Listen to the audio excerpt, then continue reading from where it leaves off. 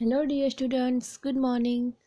Today we are going to learn in English subject unit number 10 the scholar's mother tongue in workbook. Okay, so here question number 3, circle the adjective in the following poem. यहाँ पे जो नीचे poem दी हुई है उसमें adjective जो है वहाँ पे हमें सर्कल करना है. सो यहाँ पे पोएम है little pretty flowers, little busy bees, little tiny babies, all the little things make us happy.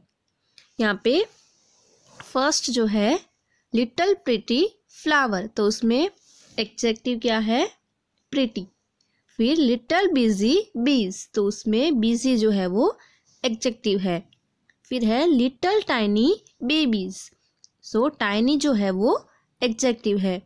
All the little things make us happy, यहाँ पे लिटल जो है वो एडजेक्टिव है. वैसे ही little drops of water, so little जो है वो एडजेक्टिव है. आगे है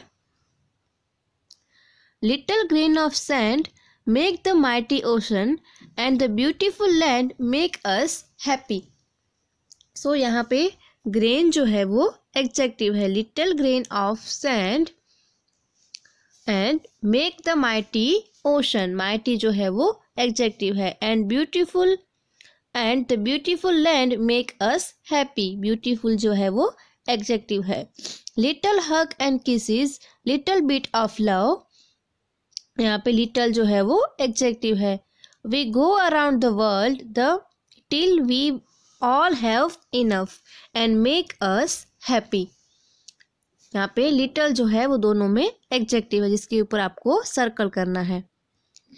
नाउ नेक्स्ट जो है read the poem and fill in the blanks with the correct adjectives. फिर यहाँ पे पोएम में से हमें फाइंड आउट करके लिखना है. डैश फ्लावर्स, फ्लावर्स कैसे थे? Pretty, so answer is pretty flowers. Second one hugs and kisses, so answer is little hugs and kisses. Third one dash bees, so answer is busy bees. Fourth one dash land, so answer is beautiful land. Fifth one is dash babies, answer is tiny babies. And sixth one dash ocean, and answer is mighty ocean. Okay, then next one है read the poem and answer the question. So यहाँ पे poem दी हुई है boats sail on the rivers and ships sail on the seas, but clouds that sail across the sky are prettier than this. यहाँ पे जो poet है वो क्या बोल रहा है? बोट्स जो होती है वो रिवर में जो है वो सेल करती है, और शिप्स जो होती है बड़ी बड़ी वो कहाँ पे? वो सी यानी कि जो समुद्र होता है उसके अंदर तैरती है. लेकिन जो क्लाउड्स यानी कि जो बादल होते हैं वो कहाँ पे? वो आसमान में जो है वो सेल करते हैं. और ये जो आसमान में क्लाउड्स जो है वो सेल करते हैं वो इन शिप्स से भी बहुत ही ज़्यादा प्रिटियर लगते हैं, उनसे ज़्यादा अच्छे दिखते हैं. सो यहाँ पे जो पोएट है उन्होंने man made things and God made जो थिंग्स जो है उन दोनों के बीच में कितना डिफरेंस है वो हमें दिखाते हुए यहाँ पे वो कह रहे हैं कि बोट्स एंड शिप्स जो है वो हमें रिवर में और सी में देखने में बहुत ही अच्छी लगती है, बहुत ही कूल लगता है. लेकिन जो उससे भी अच्छा क्या होता है कि जो हम देखते हैं कि आसमान में बादल कैसे सेल कर रहे हैं, कैसे बादल जा रहे होते हैं, वो हमें बादल इनसे भी ज़्यादा खूबसूरत लगते हैं. आगे है there are bridges on the rivers as pretty as you please, but the bow that bridge heaven and overtop the trees and build a road from earth to sky is prettier far than this. So यहाँ पे poet बोल रहे हैं कि हमने bridges देखे हैं, river के ऊपर जो ब्रिज होते हैं वो दिखने में बहुत ही सुंदर लगते हैं. बड़ी बड़ी रिवर होती है उसके ऊपर वो बड़े बड़े जो ब्रिज बनाए जाते हैं वो बहुत ही देखने में सुंदर लगते हैं. लेकिन जो गॉड ने जो ब्रिज बनाया है, यानी कि हेवन की जैसे जाने के लिए जैसे ब्रिज दिखता है, यहाँ पे बो यानी कि रेनबो कैसे हमें दिखता है, जैसे पूरा ब्रिज की तरह वो आसमान में हमें दिखता है। वो ट्री के ऊपर से बनाया हुआ बहुत ही बड़ा जो रेनबो होता है, वो देखने में जो ब्रिज जो हमने रिवर के ऊपर जो मैन ने बनाया है उससे बहुत ही ज़्यादा वो प्रिटियर लगता है। सो यहाँ पे जो पोएट है वो यहाँ पे man made things and God made things जो है उनके दोनों में कितना डिफरेंस होता है वो हमें यहाँ पे बता रहे हैं कि वो जो रेनबो है वो हमें इससे कहीं ज़्यादा सुंदर दिखता है। सो नेक्स्ट यहाँ पे क्वेश्चन आंसर्स है। फर्स्ट वन है where do boats sails, boat कहाँ पे सेल करती है? सो इसका आंसर है boats sail on rivers. Second one, where do clouds sail? Answer is clouds sail across the sky. Third one, what sail on the sea? So, answer is ships sail on the seas. Fourth one, what is there on the rivers? Rivers के ऊपर क्या होता है? So answer is bridges are there on the rivers. Fifth one है write the rhyming word for the following. Seas का rhyming word जो है वो हमने यहाँ पे लिखा है चीज। और आप और भी आपको कोई आता है तो आप और भी लिख सकते हो, और भी बहुत सारे rhyming words है, पर मैंने यहाँ पे लिखा है चीज। नेक्स्ट है fifth one, right 2 rhyming words। Example है फर्स्ट सेम, तो सेम के 2 राइमिंग वर्ड्स यहाँ पे लिखे हैं गेम और नेम। वैसे ही फर्स्ट नंबर पे है साइट, तो साइट का राइमिंग वर्ड है नाइट एंड राइट। सेकंड है ब्रदर, सो ब्रदर का राइमिंग वर्ड है other and mother. Third one next का राइमिंग वर्ड है test and rest. Fourth one ring, so ring का राइमिंग वर्ड होगा king and sing. Fifth number पे है past, so past का rhyming word होगा last and fast. Six number पे है मे का राइमिंग वर्ड होगा डे एंड से। सेवन्थ नंबर पे है लुक का राइमिंग वर्ड है बुक एंड टुक। नेक्स्ट है बोल्ड का राइमिंग वर्ड है गोल्ड एंड फोल्ड। नेक्स्ट है कैट का राइमिंग वर्ड है रैट एंड फैट। लास्ट है बैक, सो बैक का राइमिंग वर्ड है पैक एंड लेग। आगे है 6 नंबर पे arrange the sentences in the correct order and right the story. यहाँ पे हमें सेंटेंसेस दिए हुए हैं, उसको हमें करेक्ट फॉर्म में ऐसे रखना है कि एक स्टोरी जो है वो कंप्लीट यहाँ पे लिखनी है। सो यहाँ पे अलग अलग जो स्टोरी है उसको आगे पीछे उसके जो वो ऑर्डर में वहाँ पे लिखी हुई है, तो करेक्ट ऑर्डर में लिखेंगे तो फर्स्ट कौन सा आएगा? फर्स्ट जो 5th नंबर पे है उसको हमें फर्स्ट लिखना है। यहाँ पे मैंने नंबर लिखे है, उस वाइज आपको लिखना है। सो मैं नंबर के साथ आपको यहाँ पे रीड करती जा रही हूँ, तो आपको वो ध्यान से सुनना है। सो पहले आप लिखोगे 5th नंबर पे जो है वो लिखना है। One day a king asked Tenali Raman, can you tell me the exact number of crows in our kingdom. एक बार जो किंग है वो तेनाली रामन से बोलते हैं कि क्या आप मुझे बता सकते हैं कि हमारे राज्य में कितने कौवे हैं।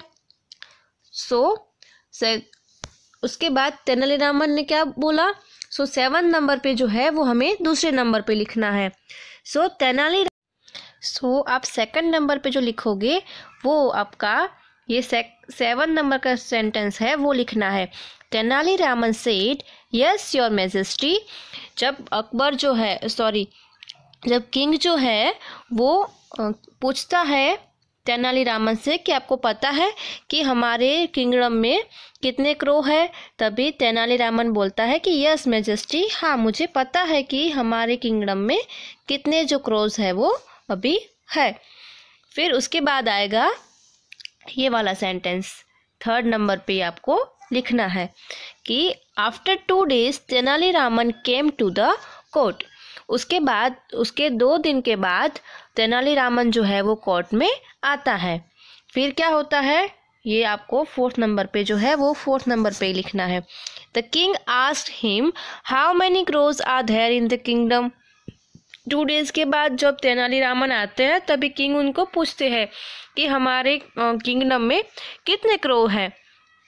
तभी तेनालीरामन जो है वो क्या आंसर देते हैं कि अभी 5th नंबर पे हम लिखेंगे, ये 9th नंबर का जो है वो। Tenali Raman replied 1000 cross. तेनालीरामन क्या बोलते हैं कि हमारे किंगडम में 1000 क्रोस जो है वो है। फिर उसके बाद नेक्स्ट जो है वो क्या होता है, the king and all the courtiers were surprised.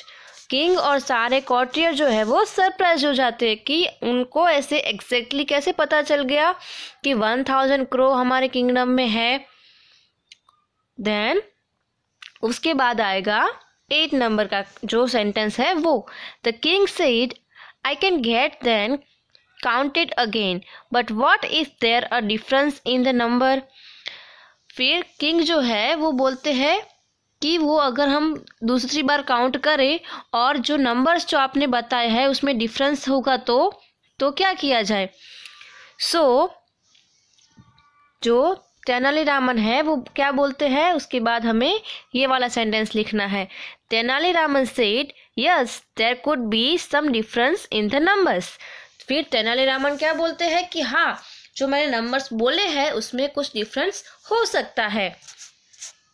तो आगे है वो 6 नंबर का सेंटेंस आएगा। The king said if you have counted correctly how can there be a difference in the number 2 crows. So king क्या बोल रहे हैं कि अगर आपने सही से काउंट किए हैं तो फिर जो क्रो का जो आपने नंबर बताया उसमें डिफरेंस कैसे आ सकता है। तो तेनालीरामन क्या बोलते हैं, 3rd नंबर का सेंटेंस है वो लिखना है। Tenaliraman said some crows from the other kingdoms might have come here to meet their friends and relatives. In that case the number of crow could be more. तभी तेनालीरामन क्या बोलते हैं कि हाँ, नंबर्स जो है वो आगे पीछे हो सकते हैं क्योंकि जो कुछ अलग आसपास के किंगडम के जो क्रो है वो अपने रिलेटिव से और अपने फ्रेंड्स से मिलने के लिए हमारे यहाँ पे हमारे किंगडम में आए होंगे। तो उस केस में जो क्रो की जो नंबर्स है वो ज़्यादा हो सकते हैं, तो इस हिसाब से हमारे किंगडम में ज़्यादा क्रो हो सकते हैं।